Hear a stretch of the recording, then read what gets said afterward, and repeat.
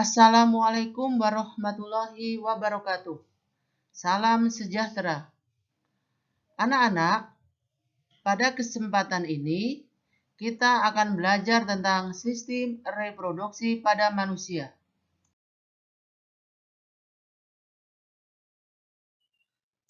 Berikut yang akan kalian pelajari pada bab ini adalah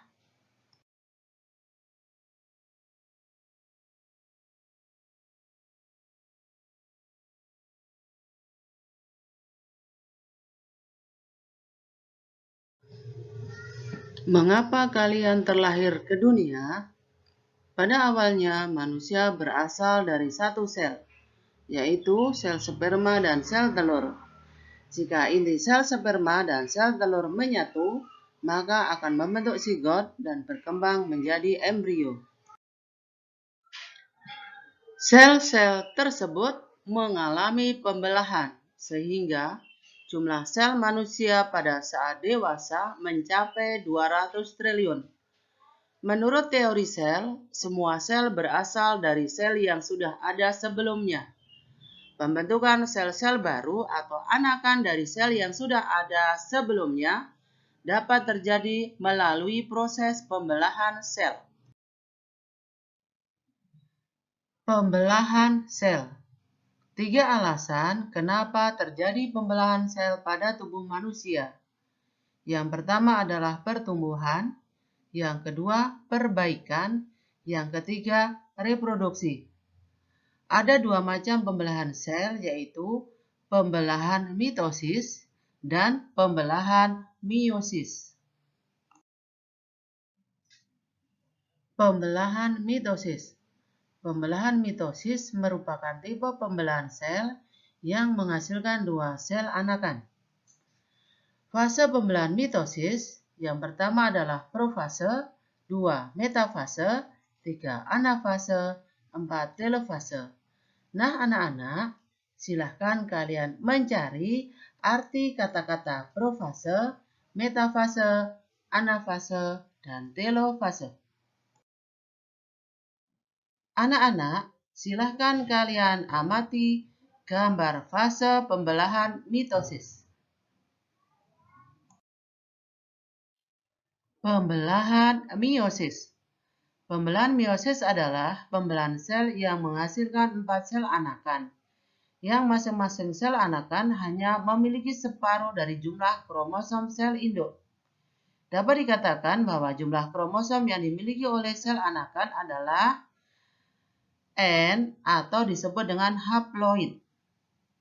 Pada pembelahan meiosis, ada 2 tingkat. Yang pertama adalah meiosis 1, yang kedua adalah meiosis 2.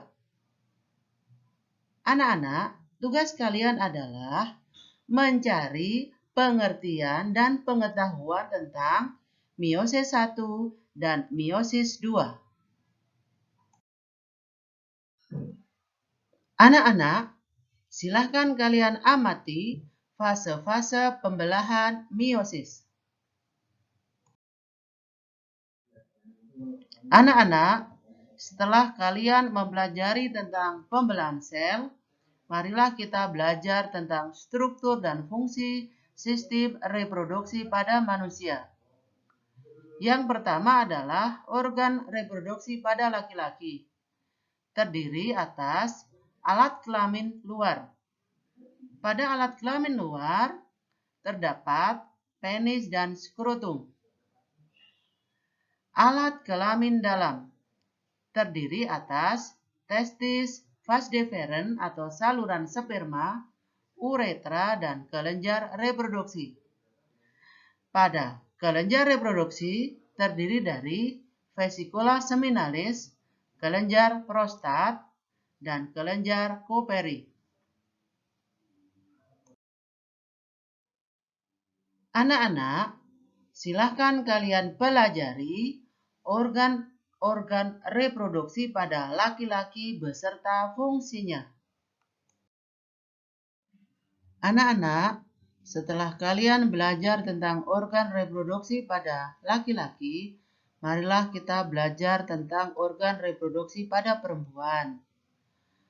Organ reproduksi pada perempuan yang pertama adalah alat reproduksi luar. Yang kedua adalah alat reproduksi dalam. Fungsi dan organ reproduksi perempuan. Anak-anak, silahkan kalian pelajari dan baca apa saja organ-organ reproduksi pada perempuan beserta fungsinya. Jangan lupa, silahkan kalian amati gambar yang berada di buku paket. Anak-anak, apa yang terjadi pada seorang perempuan? Silakan kalian baca. Apa itu spermatogenesis, oogenesis, fertilisasi, dan menstruasi? Anak-anak, silahkan kalian baca dan pelajari penyakit pada sistem reproduksi manusia dan upaya pencegahannya.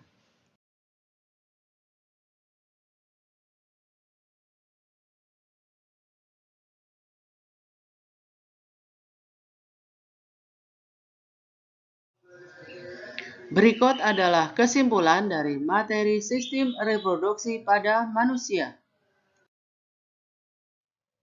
Anak-anak, setelah kalian mempelajari materi, silahkan jawablah soal-soal di bawah ini. Tulislah di kertas folio bergaris. Jika masih ada yang kurang paham, kalian boleh menghubungi saya. Atau jika kalian kurang paham lagi, kalian boleh mencari informasi di buku paket maupun di internet.